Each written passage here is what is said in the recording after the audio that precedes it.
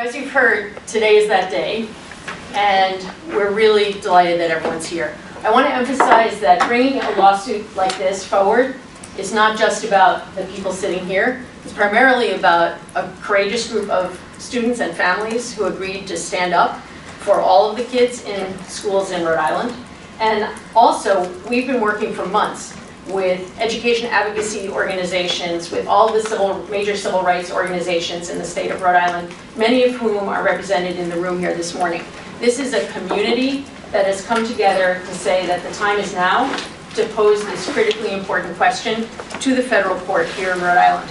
And without the support and assistance of our friends in the educational advocacy community and in the civil rights community, we would not be here today to be asking these important questions.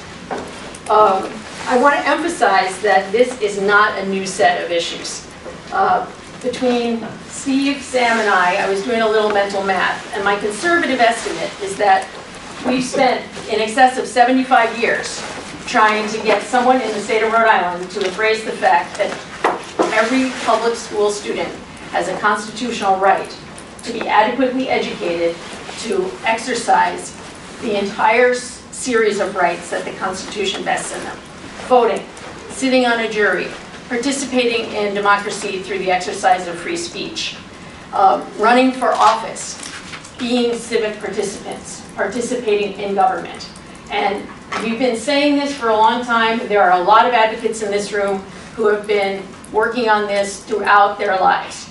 And so I really want to make everyone understand clearly that this is a chapter in a struggle. This is not a new struggle. In spite of these efforts, these gentlemen have twice asked the Rhode Island Supreme Court, as you heard, to find this right in the Rhode Island Constitution. And in spite of some very inspiring language in the Rhode Island Constitution, twice the courts have said that that authority resides under the state constitution solely with the General Assembly. So where do you go from there? We're going to federal court.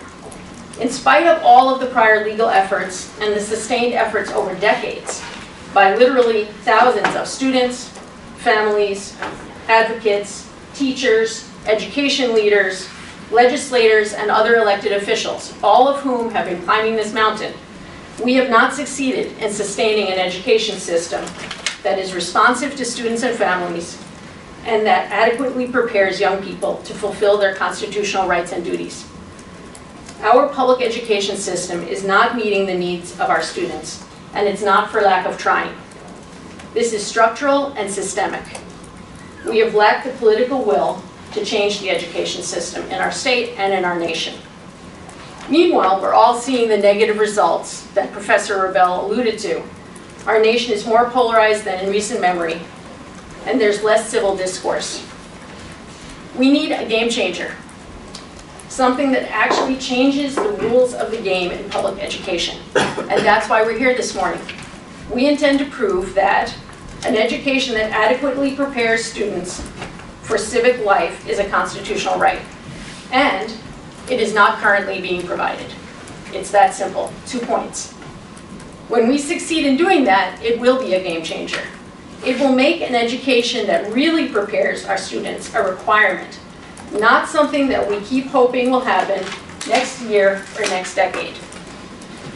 It will make it a priority for our entire community to reorganize ourselves around providing that education. When the court rules in favor of these students and the families who have stepped forward, we will all have to roll up our sleeves together and make sure that our public education system is capable of meeting the needs of all of its students to be prepared and ready for life after school. We want you to hear from just a few of the very committed students and families who've stepped forward to say, I want to represent all the public school students in Rhode Island in their quest for this affirmation of their constitutional rights. That's not a small thing. You know, we've interviewed and spoken with lots of people across the state as we've prepared to bring this case forward. And I can't thank these plaintiffs enough who are here today, the other plaintiffs who are in the room, people who have put their names and their families and their time and their effort into calling this question.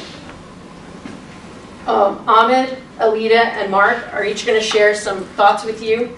about why this lawsuit is important enough to them for them to step up and stand up for all the other students and families.